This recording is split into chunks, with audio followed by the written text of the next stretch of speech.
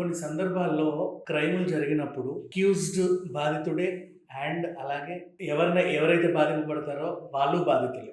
కొన్ని సందర్భాల్లో వీళ్ళు నేరస్తులే, వాళ్ళు నేరస్తులు. రీసెంట్‌గా వనస్థలిపురం లో ఘటన ఏదైతే ఉందో, ఇందులో ఎవరు నేరస్తులు అండ్ ఎవరు బాధింపబడిన వాళ్ళు అంటే, చెప్పాలి అంటే ఇద్దరు నేరస్తులే, ఇద్దరు బాధింపబడ్డ వాళ్ళే. ఎందుకు అని అనుకుంటే, నిన్నటి నుంచి అందరూ అన్ని రకాల కోణంలో రకరకాలుగా వాళ్ళ ఏదైతే ఉందో అంటే ఈ అంశం గురించి ఏదైతే మాట్లాడాలనుకుంటారో అన్ని రకాలుగా మాట్లాడేశారు. కానీ ఒక కొత్త కోణాన్ని ఆవిష్కరిద్దాం.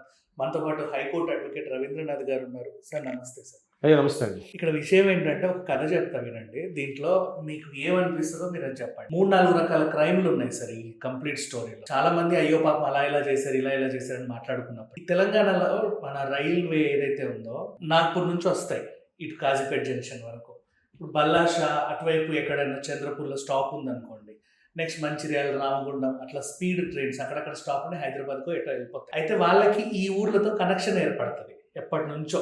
అంటే అక్కడ ఒక హాల్ట్ ఉంది కాబట్టి అట్లా పరిచయాలు పెంచుకున్నాం. ఇంకేంటో వీళ్ళకి చంద్రపూర్ అంటే మహారాష్ట్రలో మంచి రకరకాల కోటలు అవన్నీ ఉంటాయి. ఒక టైప్ ఆఫ్ రిలేషన్స్ పెంచుకొని మాట్లాడుకొని అబ్బాయిల్ని పుచ్చుకుంటూ వస్తున్నారు ఎప్పటి నుంచి. అయితే రీసెంట్గా ఏమైంది, పెద్దపల్లి మంత్రిలో దేవరకొండ మహేష్ అనే ఒక ఆయనకి చంద్రపూర్లో బల్లాపూర్కి చెందినటువంటి ఒక ఆవిడ బుద్ధార్థి సునీత ఇచ్చి పెళ్లి చేశారు. 2022 సంసారం బాగానే సాగింది. ఏం చేస్తారంటే ఇద్దరు సాఫ్ట్వేర్. సో అట్లా అమెరికా వెళ్ళిపోయారు. 45 days అంతే వాళ్ళ సంసారం సాగింది. తర్వాత అక్కడక్కడ ఇంకా ఇద్దరు ఒకే ఫీల్డ్ కావడం వల్ల టైమింగ్ సెట్ అవ్వక ఇక్కడ ఫస్ట్ ప్రాబ్లం ఎక్కడొచ్చిందంటే, ఇతను నువ్వు ఇంట్లో పని చేయట్లేదు, ఆఫీస్కి వస్తున్నావు అనే దగ్గర వచ్చింది. అండ్ నీకు ఇంటి పని చేసే పిల్లమే కావాలి అనుకుంటే నువ్వు 10th class అమ్మాయిని చేసుకో. నీ ప్రిస్టేజ్ కోసం నువ్వు డాక్టర్ అయితే ఇంకో డాక్టర్నో, నువ్వు ఇంజనీర్ అయితే ఇంకో ఇంజనీర్నో, ఇంకా ఎక్కువ చేసుకుంటున్నాను. నువ్వు ఎంబీఏ చదివితే ఇంకో ఎంబీఏనో చేసుకుంటున్నాను ప్రిస్టేజ్ కోసం. వాళ్ళకు కూడా కళలు ఉంటాయి కదా, ఏదో అవ్వాలి అని చెప్పి. పెళ్లి చేసుకున్న తర్వాత చంపేస్తున్నారు. పొద్దున్న లేచి నువ్వు ఇంటి పనులు చేయాలి, మళ్ళీ నీ ఎంబీఏ పని చేసుకోవాలి, తర్వాత మళ్ళీ వచ్చి ఇంటి పనులు చేసుకోవాలి. వీడు రెగ్యులర్గా వీడి పని పెళ్లికి ముందు పెళ్లి తర్వాత ఎలా ఉందో అలా కంటిన్యూ అవుతుంది. ఇక్కడ ఒక క్రైమ్ జరిగింది. యాక్చువల్గా ఆ అమ్మాయి ఆశల్ని తొక్కేయడం అనేది తప్పు. తర్వాత ఏం జరిగింది, ఈ అమ్మాయి ఇతనితో నేను బతకలేను, నా కళల్ని నా అన్నింటినీ ఆవిరి చేసేస్తున్నాడు, వీడు సాఫ్ట్వేర్ నేను సాఫ్ట్వేర్ కలిసి అమెరికాలో సంపాదిద్దాం అనుకుంటే నన్ను తొక్కేస్తున్నాడు, వచ్చి పెద్దల సమక్షంలో చెప్పి మేము విడిపోతాము అని చెప్పి. అంతవరకు పద్ధతిగానే ఉంది. ఇక్కడ ఇంకో క్రైమ్ ఏం చేస్తున్నారంటే, విడిపోవాలనుకుంటే విడిపోవడం పక్కన పెడితే గృహహింస కేసు అందరి మీద అత్తామావలను హింసిస్తున్నారు. వీళ్ళు ఉండేది అమెరికాలో అయినప్పటికీ అత్తామావల వేధింపులు, ఆడపడుచుల వేధింపులు మొత్తం అందరినీ రాస్తారు. ఇక్కడ ఈవిడ ఒక క్రైమ్ చేసింది. దాంతోపాటు అతని జీవితాన్ని మొత్తం నాశనం చేసింది. అంటే వీసా క్యాన్సిల్ అయింది, కంపెనీకి లుకౌట్ నోటీసులు జారీ చేస్తే కంపెనీ ఉద్యోగం తీసి పంపించింది. ఇక్కడ ఎంత తిరిగినా జాబ్ రాలా, ఏం చేయాలో అర్థం కాదు. ఇక్కడ ఈవిడ విడాకులు ఎలాగో తీసుకున్నాం కదా అని మళ్ళీ 3వ క్రైమ్ చేసింది. శ్రీనాథ్ అనే ఉడుకుల శ్రీనాథ్, నాకు అసలు పెళ్లి కాలేదు, ఫ్రెష్ అని చెప్పేసి ఇప్పుడే కొత్తగా సంబంధాలు చూస్తున్నట్టుగా అతన్ని పెళ్లి చేసుకొని స్థిరపడేది. ఇతనికి ఏంటి సంబంధాలు రాకపోవడంతో ఒకరోజు ఫైన్ మార్నింగ్ ఆవిడ అలా కనబడేది. ఓహో ఇక్కడ ఉంటుందా, ఎక్కడ ఉంటుందో కనుక్కొని ఆ తుర్కయంజాల్ ఒక ప్రైవేట్ హాస్టల్లో ఉంటూ ఈవిడ కదలికలన్నీ గమనిస్తా క్రిమినల్ అయిపోయి ఈవెన్ చంపేయాలి, నా జీవితం మొత్తం నాశనం చేసేసింది, ఇన్నేళ్ళు నేను పడ్డ కష్టం అంతా సర్వనాశనం. ఇక్కడ ఇదే కళని వీడు నాశనం చేశాడు అమెరికాలో అమ్మాయిది. మీకు అర్థమైందా? అక్కడ ఆమె చంపలా అవుతుంది, నా కళను నాశనం చేశాడు. బట్ ఇక్కడ అతను ఆ పగ పెంచుకొని ఏం చేశాడు, పెద్ద రంపం అన్నీ సమకూర్చుకొని ఒక ప్రైవేట్ కార్ని, సెల్ఫ్ డ్రైవింగ్ కార్ తెచ్చుకొని ఆ గ్రీన్ సిటీ కాలనీలో ఈవిడుంటే అపార్ట్మెంట్కి వెళ్ళి డైరెక్ట్గా వెళ్ళి అరుపులు కేకలతో ఆమెని కోసేసి చంపేశాడు. జనాలకు దొరికిపోయాడు. పోలీసులు వస్తే అదే రూమ్లో లోపల తలుపేసుకొని నన్ను పట్టుకుంటే పెట్రోల్ పోసుకొని తెచ్చిపోతా, పోండి ఇక్కడి నుంచి అన్నాడు. మొత్తాన్ని పట్టుకొని తెచ్చేశారు. ఇప్పుడు ఈ కంప్లీట్ సినారియోలో ఇన్ని క్రైములు జరిగాయి. స్టెప్ బై స్టెప్ ఒకసారి నాకు చెప్పండి, ఎవరిది తప్పు ఎవరిది ఒప్పు? తప్పులు నిర్ణయించే ముందు మన ప్రవర్తన, మన బిహేవియర్ ఏ రకంగా ఉన్నదన్నది చాలా ఇంపార్టెంట్ విజ్ఞాన్ గారు. ఇక్కడ మీరు అన్నట్టుగా 3 యాంగిల్స్లో మనకు కనిపిస్తుంది.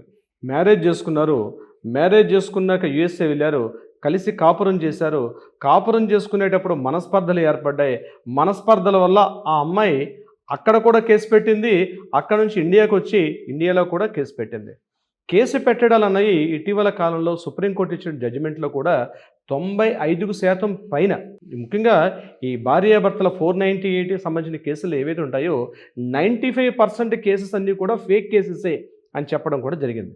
ఇందాక మీరు అన్నట్టు లుక్అవుట్ నోటీసులు పంపించడం, ఆ అబ్బాయికి అక్కడ జాబ్ పోవడం, మళ్ళీ ఇండియాకి వచ్చిన తర్వాత ఇక్కడ కూడా మళ్ళీ తన యూఎస్ఏ వెళ్ళాలంటే కెనడా అనుకుంటాను, ఐ థింక్ కెనడా వెళ్ళాలనుకుంటే కెనడా వెళ్ళే ఆ యొక్క ప్రయత్నాల్లో కూడా ఈ లుక్అవుట్ నోటీసుల వల్ల ఆయన ఎక్కడ పాస్పోర్ట్ కూడా సీజ్ అయింది. అనేక రకాల మానసికంగా, సామాజికంగా, ఆర్థికంగా అన్ని రకాలుగా చితికిపోయాడు. ఇప్పుడు మనం మాట్లాడుకున్నట్టు ఈ కేసుకు సంబంధించిన మహేష్. కోర్టు విషయంలో ఎలా ఉంటాయంటే మహేష్ గారు, కోర్టుకి సెంటిమెంట్స్ ఉండవు, కోర్టుకి ఎమోషన్స్ ఉండవు, కోర్టుకు కావాల్సింది ఎవిడెన్సెసే. అవును, ఎగ్జాక్ట్లీ, ఈ పాయింట్ ఇంపార్టెంట్. కోర్టు దగ్గర ఎమోషన్స్ ఉండవు, కోర్టుకి సెంటిమెంట్స్ ఉండవు. ఇక్కడ పగ పెంచుకున్నటువంటి మహేష్ మరలా తన కళ్ళ ముందే తిరుగుతున్నటువంటి తన మాజీ భార్య ఇంకో వ్యక్తితోటి మ్యారేజ్ చేసుకొని మళ్ళా ప్రెగ్నెంట్ అయ్యి హ్యాపీగా ఉన్నటువంటి జీవితాన్ని ఇతను యాక్సెప్టెన్స్ ఇవ్వలేకపోయాడు. చాలా కేసులు, నా దగ్గరకు వచ్చే కేసులు కూడా చాలామంది ఇలానే ఫీల్ అవుతుంటారు. సార్ మా అబ్బాయికి పేరెంట్స్ చెప్తుంటారు, సార్ మా అబ్బాయికి మ్యారేజ్ చేస్తాం, చాలా హ్యాపీ లైఫ్, కానీ ఈరోజు మా అబ్బాయి మ్యారేజ్ చేసినటువంటి ఒక దయనీయమైన పని వల్ల ఈరోజు మా అబ్బాయి యొక్క జీవితం నాశనం అయిపోయింది సార్. కేసుల చుట్టూ, కోర్టుల చుట్టూ మేము తిరుగుతున్నాం, మా పేరెంట్స్, ఈవెన్ దో ఎక్కడో ఉన్నటువంటి మా కూతురు యొక్క భర్త, మా కూతురు యొక్క పిల్లలు, ఇంకా చెప్తే మీరు ఆశ్చర్యపోతారు, పనిచేస్తున్నటువంటి ఆ ఇంట్లో పనిచేస్తున్న డ్రైవర్ కూడా, అంటే కారు డ్రైవర్ మీద కూడా కేసులు పెడతారు అక్కడ. ఇంక వీళ్ళు వాళ్ళని సమస్య లేదు, ఇన్ని రకాలుగా హింసిస్తుందండి. పగ పెరిగిపోతుంది. ఇక్కడ జరుగుతున్న విషయం ఏంటంటే, ఇప్పుడు మహేష్ అండ్ ఈ సునీత విషయాన్ని మనం తీసుకున్నట్లయితే ఇక్కడ కోర్టు పరిగణించేది మర్డర్ చేశాడు మహేష్. మర్డర్ ఎలా చేశాడు? ఆవేశంతో చేశాడా, ఇంటెన్షనల్లీ చేశాడా ఇంపార్టెంట్. ఏదో కోపం వచ్చింది, ఇద్దరు వాగులాడుకుంటున్నారు, ఇద్దరు వాగ్వివాదం ఎక్కువైంది, మాట పెరిగింది.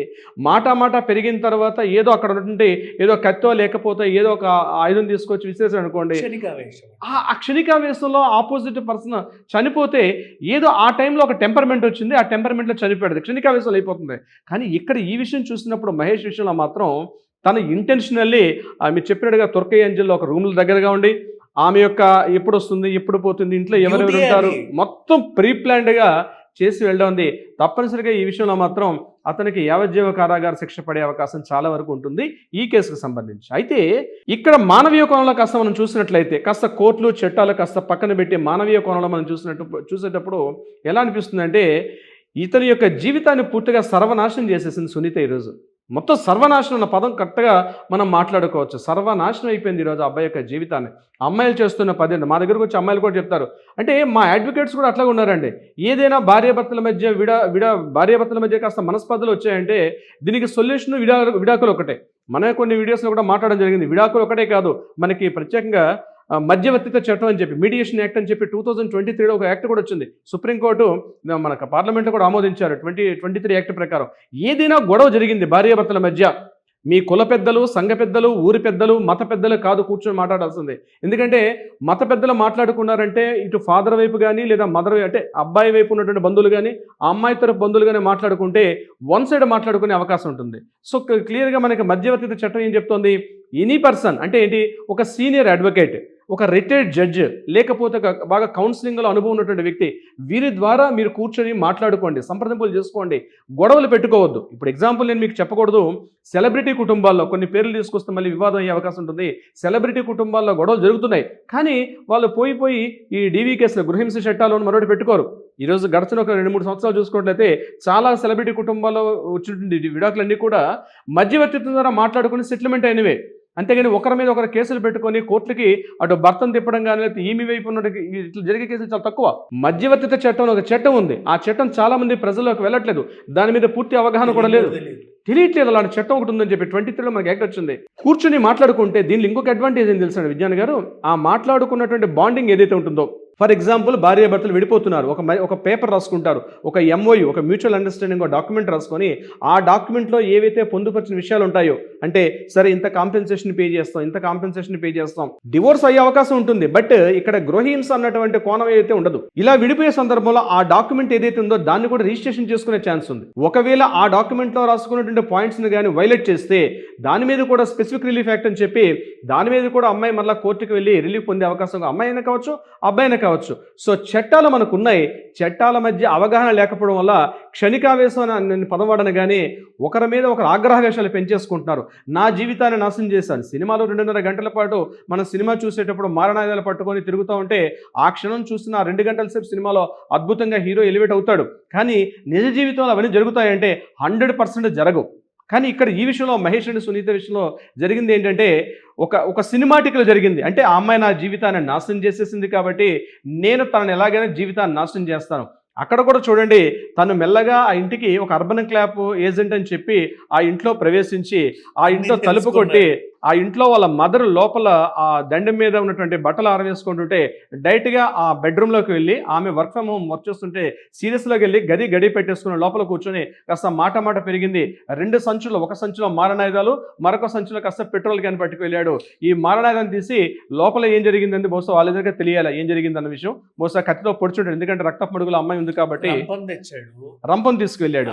పక్కన పూల తొట్టతో తల పగల కొట్టాడు. అవును, ఆవిడ అలా కింద పడుకోగానే ఏదో కత్తి ఉంది మెడ మీద పటామని కొట్టాడు. తర్వాత ముక్కలు చేద్దామని తర్వాత పాశవికం అండి, అత్యంత పాశవికం.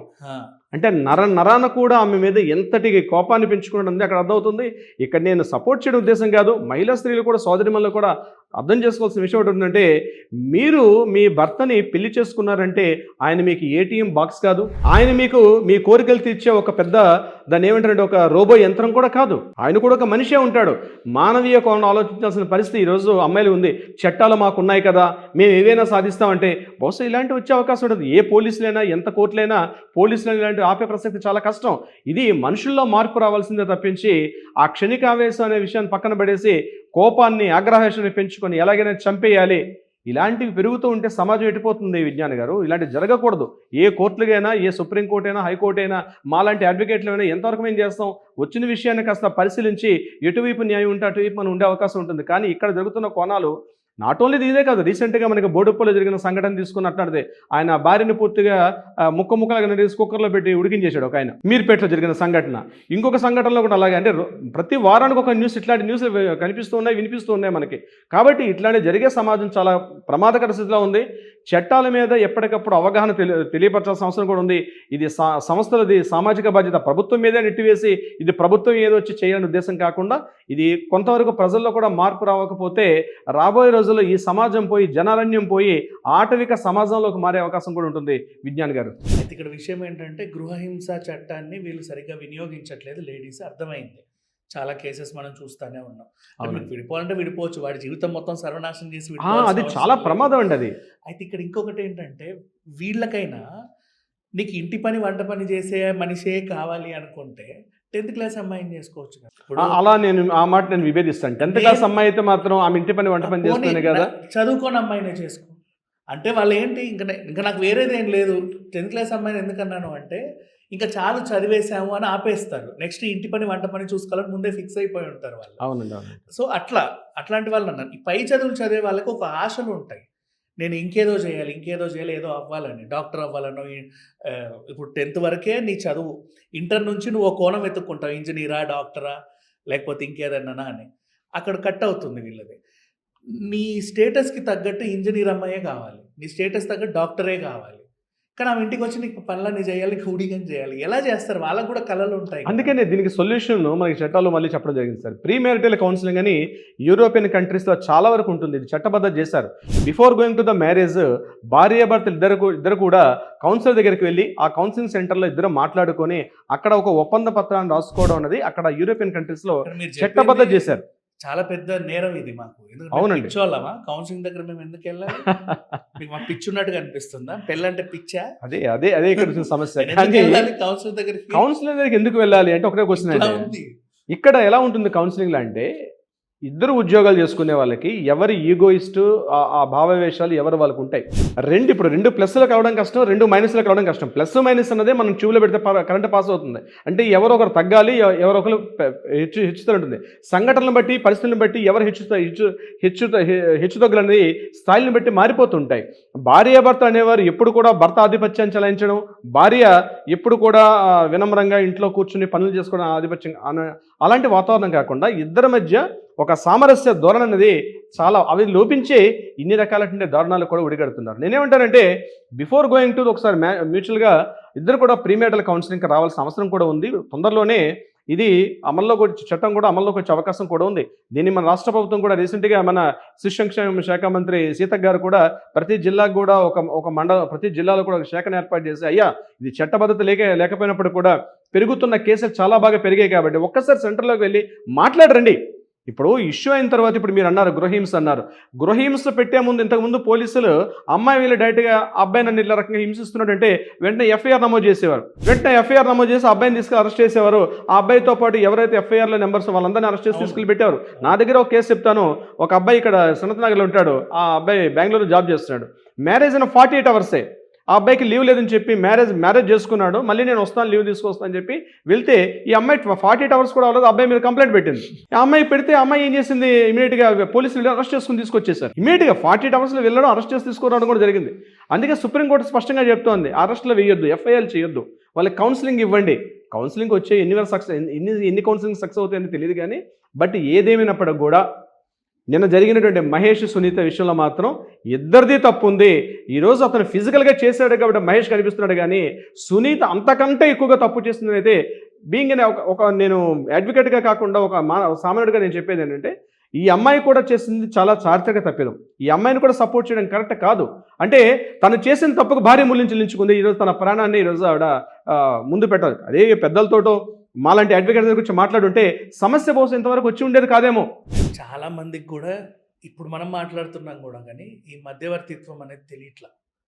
మీరు ఇప్పుడు చెప్పిన తర్వాత కూడా కనీసం 10 మందికి రీచ్ అవుద్దేమో నాకు తెలియదు కానీ అవునండి, mostly people they don't know ఇలాంటిది ఒక యాక్ట్ ఉంది, అక్కడికి వెళ్ళి మనం పరిష్కరించుకోవచ్చు. అయితే పెద్దల దగ్గరకో ఎక్కడికో వెళ్ళాలి. పెద్దలు కూడా కాదు, సరే నువ్వు పెద్దల్ని ఎదిరించి పెళ్లి చేసుకున్నారనుకున్నాం, మీలో ఏదో పొరపచ్చాలు వచ్చాయి, మళ్ళీ వెనక్కి రాలేరు, అట్లాంటి వాళ్ళు కూడా మీరు చెప్పిన యాక్ట్ని యూజ్ చేసుకోవచ్చు. ఎగ్జాక్ట్లీ. చాలా మందికి తెలియదు. అండ్ అమ్మాయిలు కూడా ఈ 498 యాక్ట్ని చాలా మిస్యూజ్ చేస్తున్నారు. నిజంగా ప్రాబ్లం ఉంటే వాడు కోసాడు, రక్కాడు, కొడుతున్నాడు, అనుమానపడ్డాడు అంటే అవి చెప్పుకోండి. దాంతో పాటు ఇంకా చాలా యాడ్ చేయడం అనేది చాలా తప్పు. కోర్టు కూడా ఆ అమ్మాయి నన్ను పలానా టైంలో కొట్టేశాడు, నన్ను కొట్టాడు అంటే కుదరదు. అక్కడ కోర్టు అడుగుతోంది. అక్కడ ఆర్గ్యుమెంట్స్లో వెళ్ళేటప్పుడు డిస్కషన్స్ అవుతాయి. ఇప్పుడంటే రిటర్న్ ఆర్గ్యుమెంట్స్ అవుతున్నాయి. కొన్ని సందర్భాల్లో స్పీడీ పెరుగుతున్నాయి కాబట్టి ఎన్ని గంటలకు కొట్టాడు, అయ్యా 9:30 కొట్టాడు. 9:30 కొట్టేటప్పుడు నీకు లెఫ్ట్ సైడ్ కొట్టాడా రైట్ సైడ్ కొట్టాడా? నాకు లెఫ్ట్ సైడ్ కొడితే నాకు ఆయన రైట్ సైడ్ కొడితే లెఫ్ట్లో పడిపోయాను. పడిపోయేటప్పుడు నీకు గాయం ఎక్కడ జరిగింది? ఎడవైపు జరిగిందా కుడివైపు జరిగిందా? ఓకే, జరిగితే దానికి బ్లడ్ వచ్చిందా రాలేదా? మరి నువ్వు ఖాళీగా ఊరుకున్నావా లేకపోతే ఇరుగు పొరుగు అమ్మలక్కల్ని పిలిచావా, హాస్పిటల్కి వెళ్ళావా? ఇన్ని రకాల వాటికి కూడా ఆన్సర్ చెప్పుకోవాలి.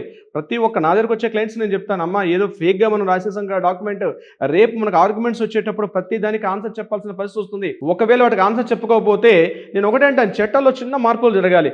ఒకవేళ ఫేక్ అలిగేషన్స్ కేసు పెడితే వాటికి భారీ మూల్యం చెల్లించుకునే విధంగా కూడా పెనాల్టీ ఉండే విధంగా ఉంటే బాగుంటుందని నా యొక్క పర్సనల్ అభిప్రాయం విజ్ఞాన్ గారు. ఇక్కడ విషయం ఏంటంటే మీ ఆర్గ్యుమెంట్స్ వచ్చే 3 ఇయర్స్కో 4 ఇయర్స్కో ఇక్కడ ఆల్రెడీ పాపం వీళ్ళ కుటుంబానికి జరగాల్సిన డ్యామేజ్ అప్పుడే జరిగిపోతుంది. ఆవిడ కేసు ఎప్పుడైతే పెట్టిందో వీళ్ళు కోర్టు మెట్లు ఎక్కారో అవునండి, ఆ కాలనీలో ఆ వీధిలో మొత్తం వాళ్ళ మీద వాళ్ళ కోడలు ఏదో అన్నారంట, కేసు పెట్టారంట. వాళ్ళకి ఇంకా బయటికి వెళ్ళిన లోపలికి వచ్చిన ఆల్రెడీ అంటే ఈ టైప్ ఆఫ్ డ్యామేజ్ జరగడం వల్ల కూడా పగలు ప్రతీకారాలు చాలా వరకు జరుగుతుంది. అంటే ఆర్గ్యుమెంట్ల వరకు కూడా మరి ఈ కేసులో జరిగింది అదే కదండి. ఎగ్జాక్ట్లీ. అండ్ ఇకపోతే లాస్ట్ క్లోజ్ చేసే ముందు ఇంకొక విషయం, మోస్ట్లీ చాలామంది ఏంటంటే ఇప్పుడు ఇక్కడ పెళ్ళయింది, గొడవలు పడ్డారు కాబట్టి మనం ఏదో మాట్లాడుతున్నాం అంటే ఒక క్రైమ్ జరిగింది కాబట్టి. ఈ విడిపోవడం అనేది చాలా తొందరగా అవుతున్నాయి కదా. ఎట్లా అంటే భారీ ఎత్తున పెళ్ళిళ్ళు చేసుకుంటున్నారు, అందరికీ చూపించుకోవడానికి, ప్రదర్శించుకోవడానికి బాగా ఖర్చు పెట్టి డెస్టినేషన్ వెడ్డింగ్లు అన్నీ చేసి పెద్ద పెళ్లిళ్ళని కూడా చూసాను. ప్రీ వెడ్డింగ్ షూట్ వాళ్ళు చేసిన ఫోటో ఆల్బమ్ చేతికి వచ్చాక పూర్తిగా తిప్పక ముందే విడాకులు అయిపోతుంది. ప్రతి ఫోటో చూసుకోక ముందే విడాకులు అయిపోతుంది. అవునండి. ఎందుకు ఇంత తొందరగా విడాకులు? మళ్ళీ అంత ఆర్భాటం ఎందుకు పెళ్లికి ముందు? ఇప్పుడు నష్టపోయేది పేరెంట్సే, వీళ్ళు కాదు. అవునండి. ఆయన పొలం అమ్ముకొని ఏదో అమ్ముకొని ఆడకూతురు పెళ్ళి అని చేస్తాడు. మళ్ళీ వాళ్ళకి అవి ఎప్పుడు తీరుతాయో లేదో తెలియదు. వీళ్ళేమో చాలా అంటే ఈ మధ్య కాలంలో పెళ్లి ప్రదర్శన అయిపోయింది. అందరినీ పిలిచి మనం అన్నీ చూపించుకుంటున్నామా వీళ్ళు ఏదో చేశారు అని మాట్లాడుకోవట్లే. ఇంటి ముందు ఎవరు చేస్తున్నారు? చేయట్లేదు కదా. సో ఇక నష్టపోయే పేరెంట్సే. వీళ్ళు కనీసం 1.5 2 సంవత్సరాలు కూడా కలిసి ఉండట్లా. ఒకప్పుడు పేరెంట్స్ అనుకోండి ఎంత కొట్టుకున్నా, తిట్టుకున్నా మామూలుగా కాదు అసలు. కాళ్ళు చేతులు విరిగేలా కొట్టుకున్నా కూడా ఇప్పటికి కలిసి ఉన్నోళ్ళని చూసాను అవునండి, నేను. అవునండి. అంటే ఏదో రకంగా వాళ్ళు సర్ది చెప్పుకుంటున్నారు. అత్తింటికెళ్ళి 5, 6 ఏళ్ళు ఉన్నా కూడా మళ్ళీ తిరిగొచ్చిన మహిళల్ని చూసాం మనం. అంటే చాలా విడాకులే చాలా వాళ్ళ వరకు. ఇంట్లో. అవునండి, అవునండి. ట్రూ అది. మరి ఇప్పుడు ఎందుకు చాలా సింపుల్‌గా ఎట్లా అంటే పెళ్లయిందా? మరి విడాకులు ఎప్పుడని అడిగే సిట్యుయేషన్‌కొచ్చింది. ఎందుకు?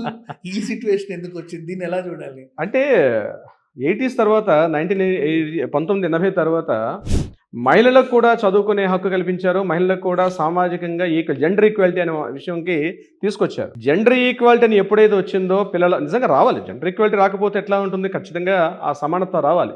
అమ్మాయిలు కూడా ఆర్థిక స్వావలంబన సాధించాలి.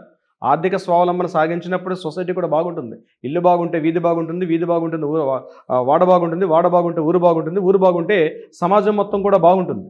దానికి స్టార్ట్ అవ్వాల్సింది ఇంట్లో ఉన్నటువంటి గృహిణి స్టార్ట్ అవ్వాలి. కానీ ఈ మూలమైనటువంటి విషయాన్ని మర్చిపోతున్నారు రెండు స్త్రీలు. ఎందుకంటే పురుషుడితో ఈక్వాలిటీ వచ్చేటప్పుడు కూడా స్త్రీకి ఒక ప్రత్యేక స్థానం ఉంటుంది. కుటుంబ బాధ్యతలన్నింటినీ కూడా ఒక సహనం అంతా కూడా ఉంటుంది. కానీ ఈరోజు స్త్రీలు కొంత సహనాన్ని కోల్పోయారంటాను. బహుశా మన కింద కామెంట్ బాక్స్లో నా మీద కామెంట్ చేస్తారేమో. సహనం కోల్పోతున్నారు. అంటే నేను కూడా సంపాదించుకుంటున్నాను కదా, నువ్వేంటి నాకు చెప్పేది అంటే అణిగిమణిగి ఉండమని నా ఉద్దేశం కాదు ఇక్కడ. కానీ కొంత సామరస్య ధోరణి ఉండాలి. సమస్య వచ్చేటప్పుడు ఆ సమస్యకి పరిష్కారం కోర్టులు, చట్టాలు, పోలీస్ స్టేషన్లు ఒక్కటే కాదు. కూర్చుని మాట్లాడుకుంటే ఎంత పెద్ద సమస్య అయినా మనం సాల్వ్ చేసుకోవచ్చు. వీడికి కూడా ఉండొచ్చుగా ఆ ఓర్పు సహనం. మగవాడికి ఉండాలి. మగవాడికి లేదనే కదా సమస్య. మొదటి నుంచి ఆడవాళ్ళకు ఉంటే మగవాడికి ఏ క్షణం లేదు. ఇప్పుడు కొత్తగా వచ్చేదే లేదు.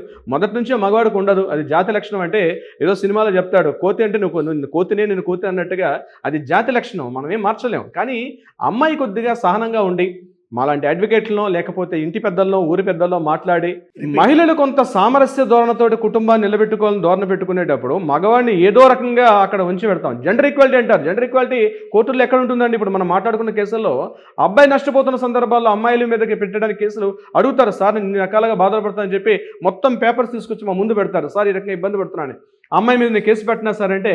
ఇప్పుడు ఈ విషయంలో మహేష్ విషయంలో మాట్లాడుకుంటే ఆయనకి వకాలత్ పట్టుకోవట్లేదు, ఆయన వైపు నేను మాట్లాడడం లేదు. కానీ ఆయనకి వేరే గత్యం తెలియలే. అక్కడ ఏం చేయాలి అర్థం కాదా. మీలాంటి వ్యక్తులను అలాంటి వ్యక్తులను కూర్చొని మాట్లాడితే బహుశా మనం మాట్లాడే కౌన్సిలింగ్లో కొంత రిలీఫ్ చేసే అవకాశం ఉంటుంది. బట్ ఆయన డైరెక్ట్గా మొత్తం చట్టాన్ని తన చేతులు తీసేసుకున్నాడు. అంటే నేర ప్రవృత్తి అనేది తను పెంచి పోషించుకున్నాడు. ఇక్కడ అలాంటి స్థితికి వెళ్లకుండా కాస్త మహిళలు సామరస్య ధోరణికి వెళ్ళగలిగితే, ఇప్పుడు తన కళ్ళ ముందే ఆమె ప్రెగ్నెంట్గా 4th మంత్ ప్రెగ్నెంట్తో కళ్ళ ముందు తిరుగుతుంది, హ్యాపీగా కారులో రెండో భర్తతో నవ్వుకుంటుందంటే ఆ రకటి ఒక మానసిక బాధ ఎలా ఉంటుందంటే, ఒక మగాడు చాలా సున్నితుడండి. సున్నితంగా ఉంటాడు. మగాడు బయటికి చాలా దీనిగా కనిపిస్తాడు కానీ మగవాడు చాలా సున్నితమైన వ్యక్తి. అమ్మాయి యొక్క చిన్న కనుగీడితే చాలా పడిపోతాడండి. అందుకే ఇప్పుడు రాశారు పురాణాల్లో కూడా, ఆడదాని కొంగుగా బలి ఎంత పెద్దవాడు, ఎంత వారనే కాంతదాసులు అన్నట్టుగా అమ్మాయి సరిగ్గా కొంగు విదిలితే చాలు ఏ మగాడని పడిపోతాడు. భార్య భర్తని ఎలా తన కనుసనలో పెట్టుకోవడం భార్య యొక్క చేతుల్లో ఉంటుంది. కానీ ఆ ధోరణి లేదు, వీళ్ళలో ధోరణి లేదు. ఆ భర్తను ఎంతసేపు చెడుగా చూడడం, తద్వారా భారీ మూల్యాన్ని చెల్లించుకుంటున్నారు. కేసులు పెరుగుతున్నాయి. దీనికి కౌన్సిలింగ్ ఒక్కటే సొల్యూషన్. విజ్ఞాన్ గారు, counselling is the ultimate solution అండి. మా ఆవిడ ప్రవర్తన బాగాలేదు, మా ఆవిడ అరుస్తుంది, కరుస్తుంది, నాకు విడాకులు ఇప్పించండి, ఆవిడ ఏదో చేస్తుంది, నాకు అస్సలు నచ్చట్లేదని పోలీస్ స్టేషన్కి ఒక భర్త వెళ్ళాడు అనుకోండి, వాడి కేసు ఎందుకు తీసుకోరు కదా. ఎందుకు తీసుకోవట్లేదు? మరి వీళ్ళు వెళ్తే వెంటనే రెడ్ కార్పెట్ వేసి మరీ తీసుకుంటున్నారు కదా. ఇప్పుడు పాపం వీడికి కూడా అనిపించింది, ఒక భర్త ఉన్నాడు, నచ్చట్ల వాళ్ళ ఆవిడ రోజుకు అరుస్తుంది, కరుస్తుంది, ఏది పడితే తీసి మొహానికి ఇసిరేస్తుంది, ఇంకేదో చేస్తుంది, లేదు ఇంకేదో 100 కారణాలు అనుకుందాం. లేదా ఆవిడకి ఏదైనా బాయ్ ఫ్రెండ్ ఉన్నాడు, వీడికి నచ్చలేదు, వాట్ ఎవర్ ద సిచ్యువేషన్. మా ఆవిడ ప్రవర్తన బాగాలేదండి, నాకు విడాకులు కావాలి, ఇప్పించండి అని ఆవిడ మీద కేసు పెట్టండి, ఎఫ్ఐఆర్ చేయండి అని ఒక భర్త వస్తే ఎందుకు తీసుకోవాలి? పోలీస్ స్టేషన్లో ఎఫ్ఐఆర్ తీసుకునే అవకాశం ఉండదు. కానీ డివోర్స్ చేయమని చెప్పి అడ్వకేట్ దగ్గరికి వస్తున్నారు, తప్పనిసరిగా ఇప్పించే ప్రయత్నం చేస్తారు. కానీ కూడా వాళ్ళు పెట్టే కేసే పరిగణలోకి వస్తే వీడే లోపలికి వెళ్తారు. కానీ ఆమెను అరెస్ట్ చేసి వెంటనే లోపల ఎందుకు అంటే అక్కడ చూసేది పోలీసుల పని అండి. మా అత్తమ్మ వాళ్ళు నన్ను రోజు కొడుతున్నారండి, మా ఇంటికి వచ్చి నన్ను తిడుతున్నారండి, మానసికంగా వేధిస్తున్నారండి. అందుకనే కదండి జాతీయ మహిళా కమిషన్ ఉన్నట్టుగా జాతీయ పురుషుల కమిషన్ రావాలని చెప్పి దేశవ్యాప్తంగా అనేక నిరసనలు వస్తున్నాయి. మహిళా కమిషన్ వాళ్ళు అన్న వచ్చి నా చెయ్యి ఇచ్చాడు చూడండి, ఇది గృహహింస కాదా? అందుకనే కదండి మహిళా కమిషన్ ఉన్నట్టుగా పురుషుల కమిషన్ కూడా రావాలి. జాతీయ పురుషుల కమిషన్ వచ్చిన రోజు నాడు ఇప్పుడు మీరు అడిగినట్టు ఈ ప్రశ్నలు కూడా సమాధానం తప్పనిసరిగా వస్తుంది. రాబోతున్న ప్రభుత్వాలు ఏదో ఒక శాసనం, ఒక చట్టాన్ని తీసుకొని అసెంబ్లీలోనో పార్లమెంట్లో ప్రవేశపెడితే తప్పనిసరిగా ఉంటుంది. ఇప్పుడు లివ్ ఇన్ రిలేషన్షిప్ అనేది మనకి 2020 బిఫోర్ తెలీదు. ఈరోజు ఉత్తరాఖండ్ ప్రభుత్వం వాళ్ళు ఏం చేస్తారు, అఫీషియల్ వెబ్సైట్ పెట్టారు. అయ్యా మీరు లివ్ ఇన్ రిలేషన్షిప్లు ఉన్నా పర్వాలేదు, కనీసం ఈ వెబ్సైట్లో నేమ్స్ ఎన్రోల్ చేసుకోండి, మేము దాన్ని యాక్సెప్టెన్స్ ఇస్తాం. ఓ రిజిస్టర్ మ్యారేజ్ అనేది ఆన్లైన్ అయ్యింది. ఎగ్జాక్ట్లీ, రిజిస్టర్ మ్యారేజ్ అనేది ఆన్లైన్ ఇది ఉత్తరాఖండ్ ప్రభుత్వం ఒక ప్రయోగాత్మకంగా ఒక పైలట్ ప్రాజెక్ట్గా తీసుకున్నారు. అయ్యా మీరు లివ్ ఇన్ రిలేషన్షిప్లు ఉంటే ఎవరెవరితో ఉన్నారో మాకు తెలియట్లేదు, అట్లీస్ట్ ఈ వెబ్సైట్లో మీ నేమ్స్ ఎన్రోల్ చేసుకోండి, మేము కనీసం ఫ్యూచర్లో ఏదైనా జరిగితే అట్లీస్ట్ మీకు ఒక అథెంటికేషన్ దొరుకుతుందని చెప్పి ఒక వెబ్సైట్ కూడా ఇవ్వడం జరిగింది. ఎలా రాసుకోవాలి, ఈ సంవత్సరంకి నేను వీడితో ఉంటున్నా, 6 నెలల తర్వాత వాడుతూ ఉండాలనుకుంటున్నా, మళ్ళీ అప్పుడు మళ్ళీ కొత్తగా ఎంట్రీ చేసుకోవచ్చు. మీ దగ్గర ఎడిట్ ఆధార్ ఆప్షన్ కార్డులో చెప్పండి, మేము ఎన్నిసార్లైనా పేర్లు ఇస్తాం. ఇస్తారు అక్కడ ఎడిట్ ఆప్షన్ ఉంటే ఓకే, మీరు ఇచ్చిన పేరునే మీరు ముద్రేసి స్టాంప్ వేస్తే మా వల్ల గారు మేము చేరం దాంట్లో. అవునండి, ఎందుకంటే మాకు మైండ్ రకరకాలకు కోరుకుంటుంది. అందుకని చెప్పి నువ్వు ఇచ్చిన దానికి కట్టుబడి ఉండడం అంటే, ఇది సింపుల్ చెప్పాలంటే ఆన్లైన్గా కూడా నువ్వు శాశ్వతంగా ఒక ఆవిడతోనే ఉండాలని చెప్తున్నావు. అంటే మనకు ఆధార్ కార్డులో సన్ ఆఫ్ లేకపోతే సన్ ఆఫ్ అన్నది ఒకటి పేరు ఉంటుంది, లేకపోతే మదర్ ఆఫ్ అన్నది ఒకటి ఉంటుంది, కానీ వైఫ్ ఆఫ్ అన్నది లేకపోతే హస్బెండ్ ఆఫ్ అన్నది మాత్రం మారిపోతూ ఉంటాయి. సన్ ఆఫ్ మదర్ ఆఫ్ అన్నది మాత్రం పర్మనెంట్, పుట్టినప్పటి నుంచి చనిపోయేదాకా ఒకటే ఉంటుంది. కానీ వైఫ్ ఆఫ్ లేకపోతే దాని ఏమంటారండి హస్బెండ్ ఆఫ్ అన్నది మాత్రం మీరు అన్నట్టుగా ఏడాదికి మారిపోవచ్చు, నెలకు కూడా మార్చే అవకాశాలు కూడా ఉంటుంది. బహుశా దాని మీద కూడా చట్టం అయితే రావాలన్నది అయితే నేను గట్టిగా అనుకుంటున్నాను విజ్ఞాన్ గారు. Thank you sir, thank you so much. Thank you so much sir.